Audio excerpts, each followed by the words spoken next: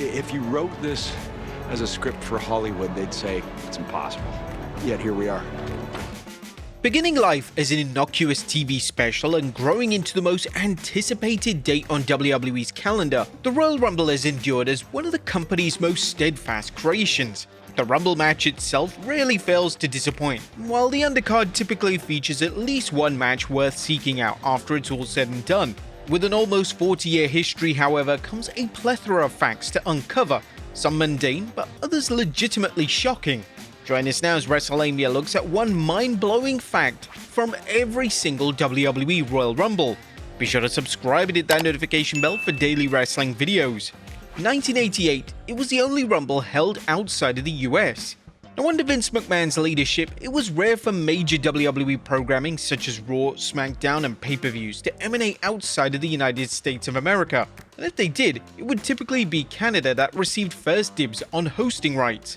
Such was the case with the inaugural Royal Rumble event in 1988, which actually took place at the Copps Coliseum, now the TD Coliseum, in Hamilton, Ontario, Canada. As it stands, this 38-year-old record will finally be shattered in January of 2026, as the Royal Rumble will be held in Riyadh, Saudi Arabia. And sadly, if you're thinking about the greatest Royal Rumble being in Saudi Arabia, the greatest Royal Rumble isn't canon to the series. 1989, the first appearance of the Royal Rumble buzzer. Now, there may be things euphoric about the Royal Rumble match, but one of the most enduring has been the countdown to the next entrant. The numbered chants, the buzzer, and the opening sting of a wrestler's entrance theme combining and sending the crowd into a frenzy creates an atmosphere that nothing else in the industry has ever been able to match. However, weirdly enough, it wasn't until the second Royal Rumble match that the iconic buzzer was first heard. And more confusingly, it wasn't used to signal the arrival of the match's third entrant, Andre the Giant, as has become common practice. Instead, it was Mr. Perfect, entrant number 4, who was the first buzzed-in entrant. A Perfect's entrance also marked the first appearance of the on-screen 10-second clock, which has also become a part of the Royal Rumble match furniture. Why exactly Andre the Giant wasn't given the same treatment is anyone's guess. 1990, the rumors of Mr. Perfect winning the Royal Rumble match. Now, Hulk Hogan won his first of 2 Royal Rumble matches in 1990, a result that is about as shocking as any Roman Reigns' undisputed title defense between 2020 and 2023. But it almost wasn't to be. Well, that is the rumor anyway, as according to an urban legend, it was to be Mr. Perfect that left Orlando as the 3rd Royal Rumble winner. While it would have resulted in a life-altering boost up the card for the late Kurt Hennig, a perfect victory would have made little sense business-wise. It seems that this rumor has never been true, as nobody ever reported this rumor to be fact. And the idea of a heel winning the Royal Rumble in its, well, 3rd incarnation wasn't likely to ever happen. The truth in the matter is that Hogan was always supposed to win. Ultimately, Mr. Perfect was the runner-up in the Royal Rumble, and that was probably for the best. 1991, the most bizarre way a wrestler held a record in the Rumble. Notwithstanding the winner or the runner-up, the Iron Man is arguably the most important player in the Royal Rumble match, and in 1991, the honor fell upon Rick Martel, although it was by accident. Why? Well, the model was never assigned an eliminator, and it took until the final stages of the match for Vince McMahon to actually realize this blunder, sending orders to the ring for Davey Boy Smith to dispose of him. Martel was entrant number 6 and lasted a whopping 52 minutes and 17 seconds, breaking Ted DiBiase's record of 40 minutes before he was then thrown out, mustering 4 eliminations of his own along the way of Saba Simba, Jake Roberts, Jim Neidhart, and Hawk. Now, the record would be broken the next year with Ric Flair just lasting over 1 hour.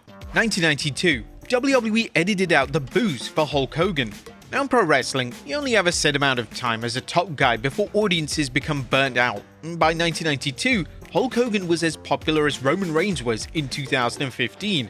Hogan had been the ace of WWF since 1984, but Hulkamania peaked in 1987, and audiences were desperate for something fresh and exciting.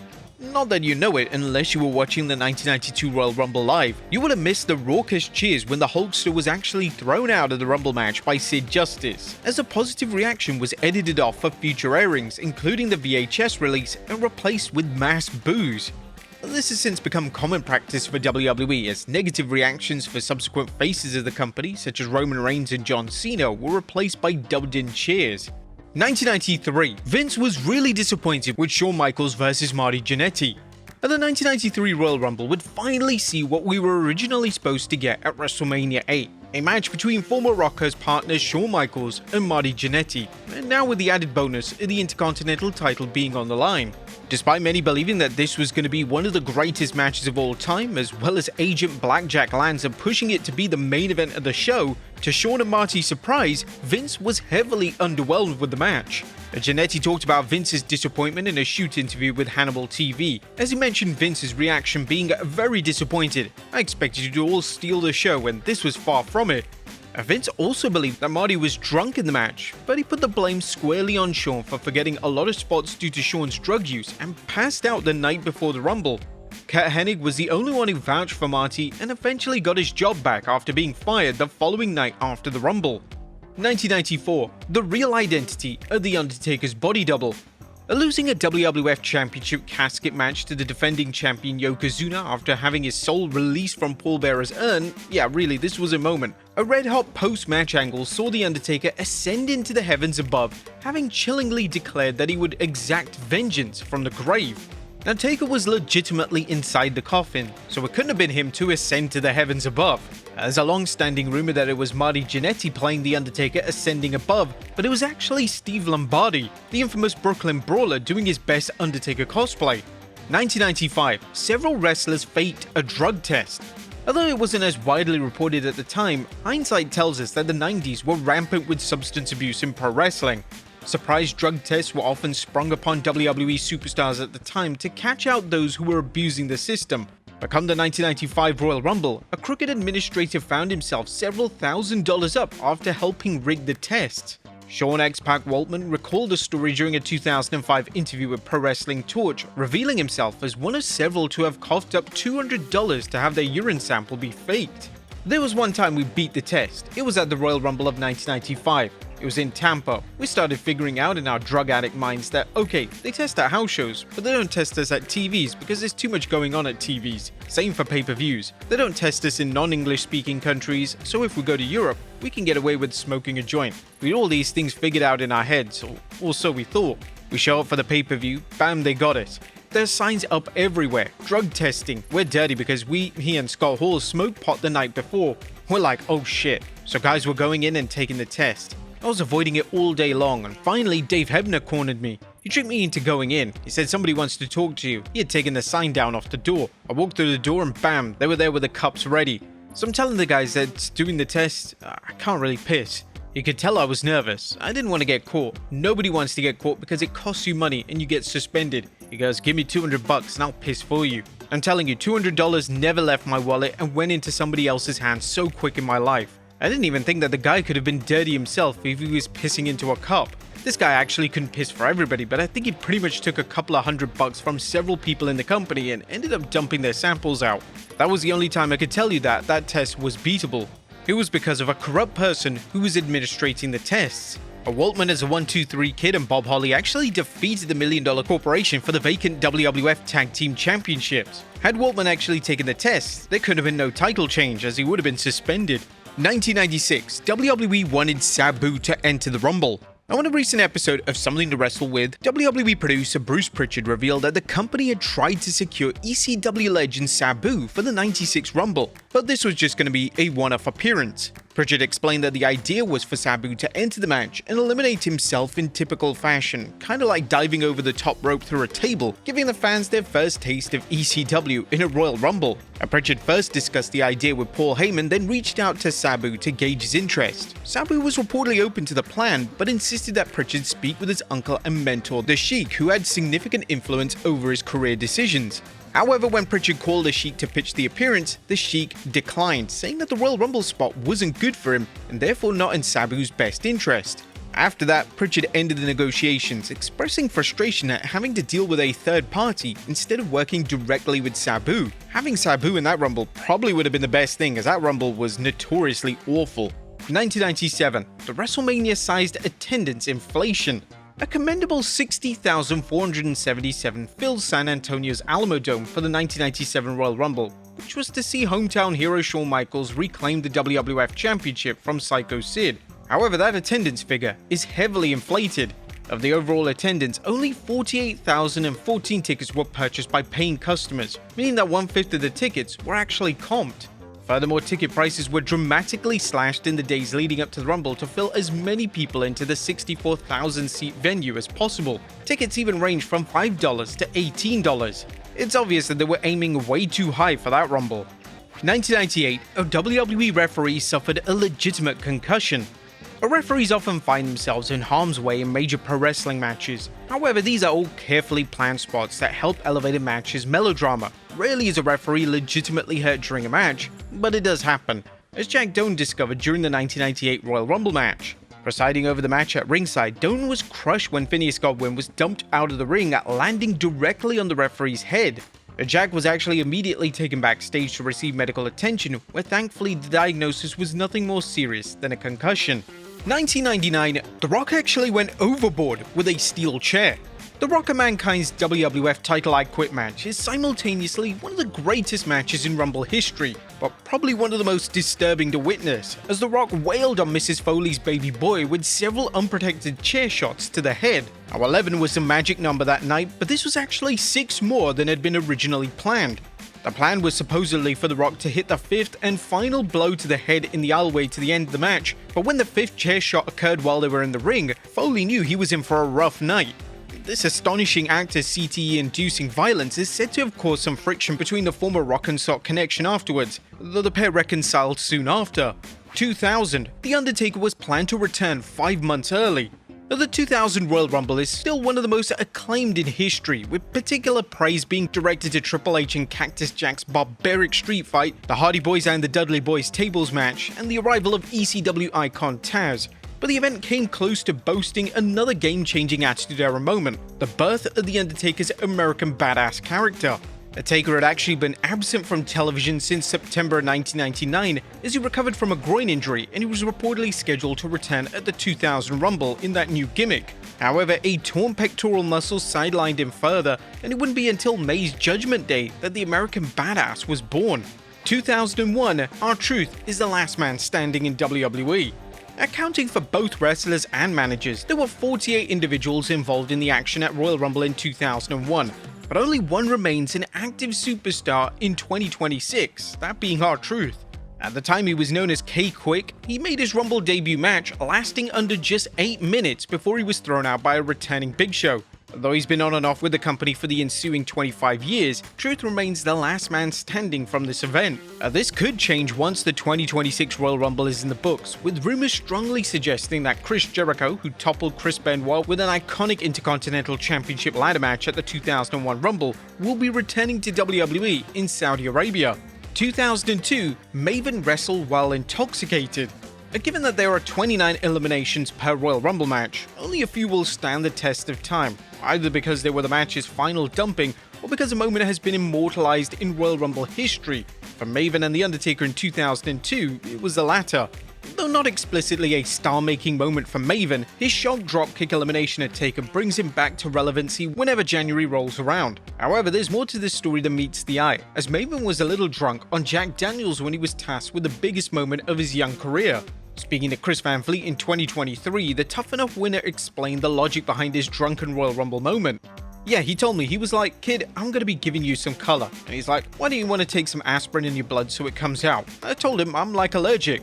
And he's like, "Oh, I got you." And he had some like airplane bottles of Jack. And I'm like, luckily for me, he bought it. Jack Daniels is like how most people drink beer for the taste. Yeah, that's me with Jack.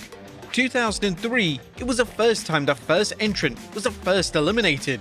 Although he's touted as Mr. WrestleMania, Shawn Michaels has repeatedly made Royal Rumble history, with the Heartbreak Kid being the first man to win the match from #1 position and being one of the 4 back-to-back Rumble winners. But in 2003, he attained a record that nobody else should ever won. Entering first, Michaels became the first #1 entrant to also be the first man eliminated, as Chris Jericho tossed him out in just 2 minutes to set up their WrestleMania 19 collision. This was reportedly done because Shawn had been reluctant to enter the match at all, having just returned from injury 2 months beforehand, so WWE compromised him by having him in the match for just a short length of time.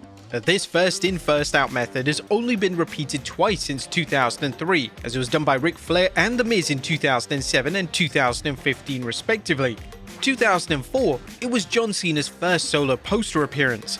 A striking artwork has traditionally accompanied the Royal Rumble, with WWE's marketing and design teams working together perfectly each January to create the accompanying imagery to the biggest match of the year.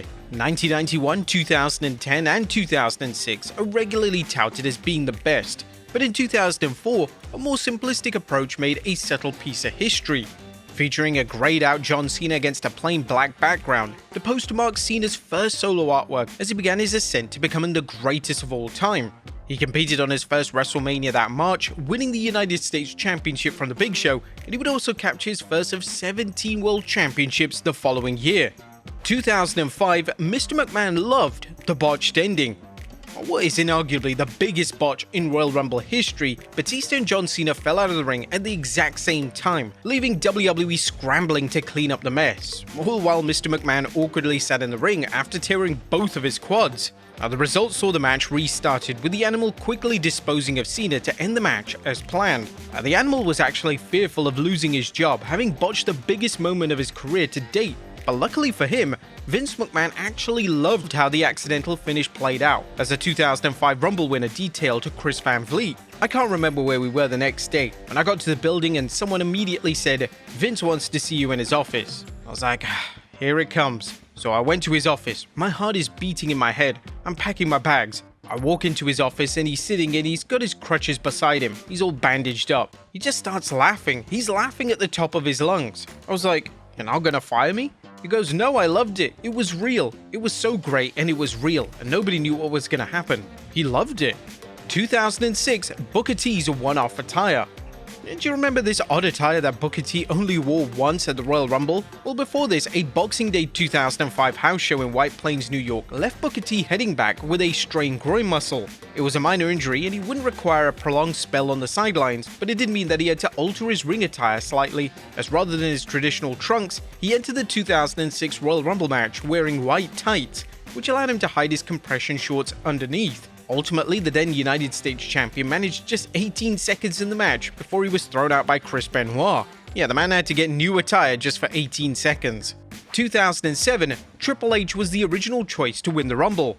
There have been countless instances of WWE changing the Royal Rumble match winner at the last second, such as Randy Orton's near victory in 2006 and creative pushing for John Cena to win in 2025. In 2007, however, the plan was for Triple H to notch his second Rumble match triumph. Unfortunately, just 3 weeks earlier at the New Year's Revolution, the game suffered a second major quadriceps tear of his career, leaving him sidelined until SummerSlam. WWE subsequently shifted its attention to The Undertaker, who toppled Shawn Michaels out of the ring to win the Rumble, becoming the first number 30 winner in history. As for Triple H, he would have to wait until 2016 for his second Royal Rumble victory, winning the WWE World Heavyweight Championship in the process. 2008, John Cena's early return shattered CM Punk's dreams. But for the second year in a row, WWE's planned Royal Rumble winner had to be changed at the last minute, although this time it was to the company's benefit. John Cena, returning from a torn pectoral 5 months earlier than planned, won his first Rumble in a breathtaking ending. Though it worked in WWE's favor, it was to the detriment of the rising ECW star CM Punk, who confirmed that he was the planned winner during a 2020 episode of WWE Backstage. Instead of this, Punk was assigned to win that year's Money in the Bank match, using the briefcase successfully as he cashed in on Edge to become the World Heavyweight Champion. To date, Punk has never been crowned as a Royal Rumble winner, with his best performance coming in 2024, as there he was a runner-up behind Cody Rhodes. 2009, Jim Duggan entered his first Royal Rumble in 17 years. Numerous wrestlers have waited over a decade between entering Royal Rumble matches, but the record was actually broken in 2009 by the match's inaugural winner Hacksaw Jim Duggan. This marked his first time entering the 30-man field since the legendary 1992 iteration, marking a 17-year gap between his entrances. Duggan did hold the record until 2019, as Jeff Jarrett's return to WWE in the Royal Rumble match was his first time in the match since 1999, resulting in a 20-year gap for the King of the Mountain. For Jarrett to be knocked off of the podium in 2026, an entrant from the 2005 lineup would have to make their first Rumble appearance since then in Saudi Arabia, although the possibilities are few, as this could only include Daniel Puder, Kenzo Suzuki, and Jonathan Coachman. I don't think that's going to be broken. 2010, it featured one of the shortest pay-per-view matches ever. Squash matches are an economical method used by wrestling promoters to help establish a new wrestler, and they are traditionally reserved for regular programming. Rarely do they occur on pay-per-view, but at the 2010 Royal Rumble, Mickie James and Michelle McCool wrestled one of the shortest pay-per-view bouts in WWE history. Going just 20 seconds, Mickie usurped Michelle to win her final women's title in WWE, as she would be let go from the company just 3 months later. 2011. The Big Show and Kevin Nash's stare-down wasn't actually planned. Famously for WWE and infamously for TNA, Kevin Nash and Booker T both returned to WWE in January 2011 for the gargantuan 40-man Royal Rumble match, both having turned down TNA's request for a main event Mafia reunion. While neither man lasted particularly long in the match, there was a tease for an apparent future match between Big Daddy Cool and The Big Show. Nash, who reprised his Diesel character for the match, stared down The Big Show as the world's largest athlete made his way to ringside. Ultimately, nothing came of their brief WCW reunion, and the stare down wasn't even planned. Instead, Nash vanished after the Rumble, returning at SummerSlam to begin a storyline with Triple H and CM Punk. 2012. It marked Kharma's only match in WWE. There were actually high hopes for Awesome Kong when it was reported that she had signed with WWE, as despite not holding a great track record with its booking and presentation of female stars, WWE always got the best out of its powerhouse women. Tragically, however, a miscarriage sent Kong into a deep depression that saw her quietly leave WWE after just only one match in the company. Entering the 2012 Royal Rumble, Kong competed as Kharma and WWE became the third woman, after Chyna and Beth Phoenix, to enter the all-male match. She even scored an elimination when she tossed Hunico out of the ring. She would reveal that summer that her time as a WWE superstar had ended, though with the advent of the Women's Royal Rumble match, there's always room for her to make a comeback.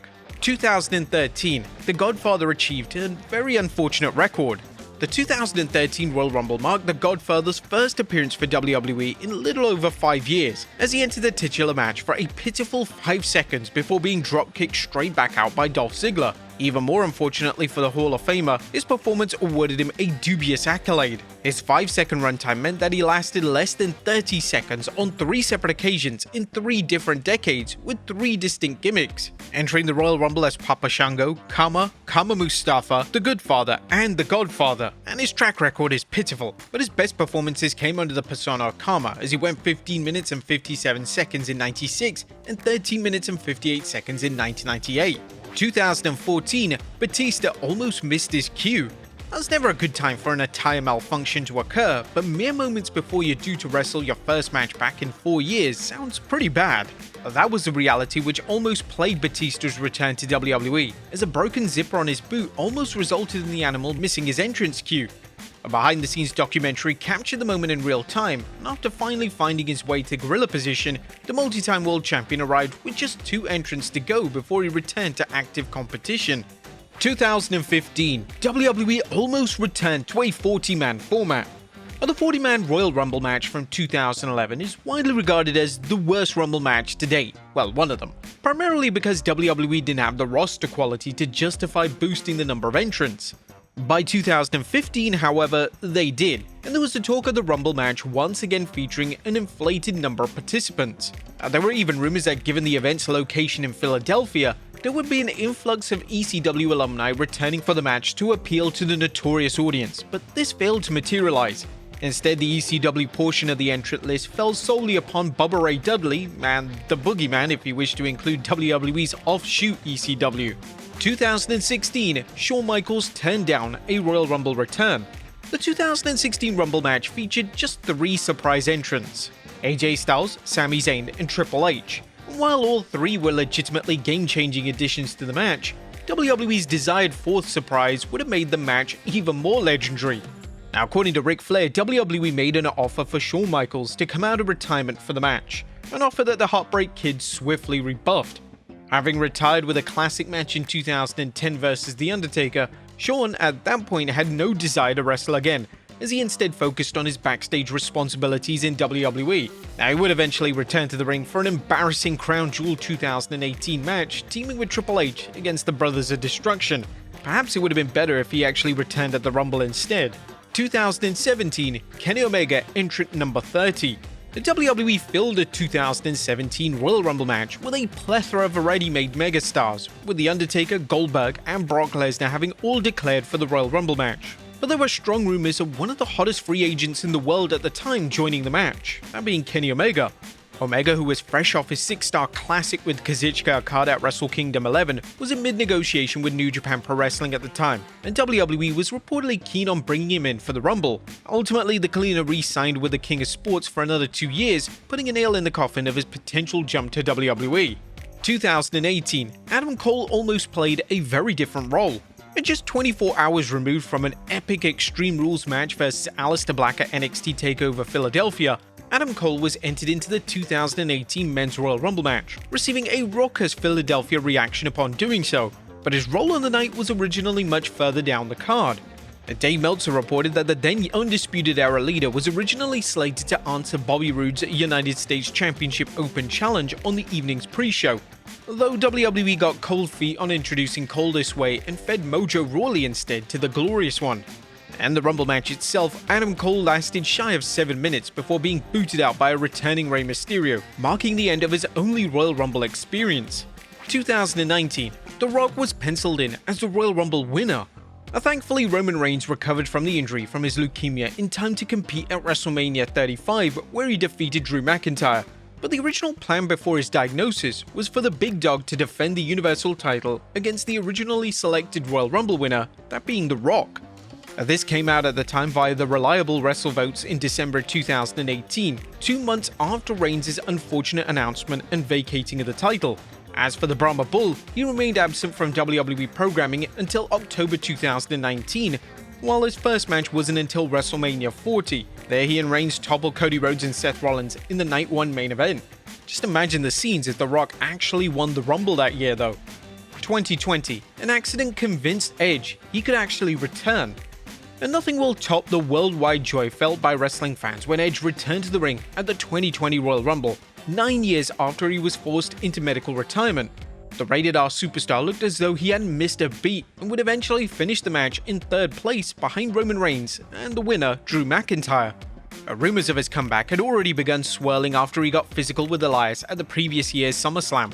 But it was actually a mountain bike workout with Sheamus that made Edge realize that a return to active competition was actually possible. The WWE Hall of Famer detailed his journey to get medically cleared during an interview with ESPN.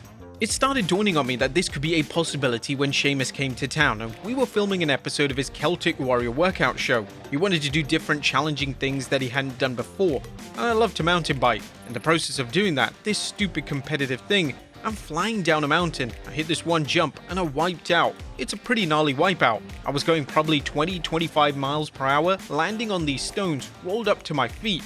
But I'm fine. I was all cut up but my neck was fine. Couple that with doing all these fight scenes over the years on sets, some pretty physical stuff, especially with Vikings, and I thought, okay, I feel really good. Edge explained that WWE sent a ring down to him to practice in, which allowed him to return at the level he's always wrestled at. I was keeping up with them, Beth Phoenix and Dash Wilder. I wasn't tired and I wasn't sore, and I thought, okay, this is going to happen, and this is going to happen at a level that I wanted. I didn't want to come back and be anything less than what I was. I'm going to have to work differently, I'm going to have different limitations. I still want to be able to go in there and be able to go half an hour. Edge definitely made one of the most impressive showings from a Royal Rumble return. 2021, Charlotte Flair almost won back-to-back Royal Rumbles. Charlotte Flair's victory in the 2025 Women's Royal Rumble match made her the first 2-time women's winner since the match was introduced in 2018, but to date there has yet to be a back-to-back female victor. However, in 2021, that honor almost went to the Queen herself. According to Chris Dunn, a former creative writer with WWE, the company was backing Charlotte as the Rumble winner until Ryan Wood, the current vice president of creative writing, convinced Mr. McMahon otherwise. In the end, Bianca Belair was declared the winner, while Flair finished in 3rd place behind the EST and the runner-up Rhea Ripley. 2022, the WrestleMania 38 sign caught on fire. Now, while the 2022 Royal Rumble was a relatively bleak evening, it was actually a scorching night for those inside the dome at the Amway Center, as the WrestleMania 38 sign caught ablaze on 2 separate occasions. The first occurred after Becky Lynch's successful Raw Women's Championship match versus Doudrop, which the man referenced on social media after the fact. As for the second time, that was seemingly caused by pyro that went off following Brock Lesnar's Royal Rumble match victory in the main event. Luckily for WWE, all the fans in the vicinity of the sign were unharmed from the incidents. 2023, Bray Wyatt wrestled his final televised match. Tragically, Bray Wyatt passed away following a heart attack on August 24, 2023. Aged just 36, the real-life Wyndham Rotunda left behind his wife Jojo Offerman and his 4 young children. Sadly, the Royal Rumble in 2023 marked Wyatt's final ever televised match, as he defeated LA Knight in a Mountain Dew Pitch Black match. His official final match came the following month at the live event in Rockford, Illinois, where he also felled a megastar, this time in a lights-out street fight. 2024, Jacob Fatu was in the crowd as a fan. Now, it's uncommon for non-WWE wrestlers to attend the company's events as paying customers, with a notable example being future AEW Women's World Champion Britt Baker being in attendance for the 2015 Rumble. Come the 2024 Rumble, however, Jacob Fatu was in the crowd for the very show that he would partake in just 1 year later. Spotted in the crowd alongside his cousin Zilla Fatu, the Samoan Werewolf was supporting the Usos as Jay and Jimmy started the match at numbers 1 and 2 respectively. Fast forward a year and Jacob was entering the match himself, lasting a respectable 24 minutes and 16 seconds and scoring 4 eliminations. And 2025, the first time this would ever happen in a Rumble.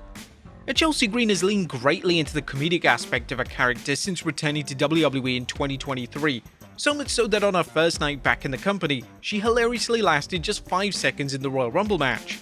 By 2025 though, one WWE writer was ready for her to win the whole thing. As revealed on WWE Unreal, Ed Koskey made a creative pitch for Green that would have seen her enter the match as its final entrant, with the other 29 combatants having already been eliminated. She would have won by default. Sadly, WWE opted against this pitch and instead booked Charlotte Flair to win the match in a return to competition. As for Green, she lasted 26 minutes and 52 seconds, eventually being disposed of by her tag team partner Piper Niven, albeit accidentally. But there you have it, folks. One mind-blowing fact from every WWE Royal Rumble. Did you know these facts? Let us know in the comments down below. I'll see you next time with some more wrestling content.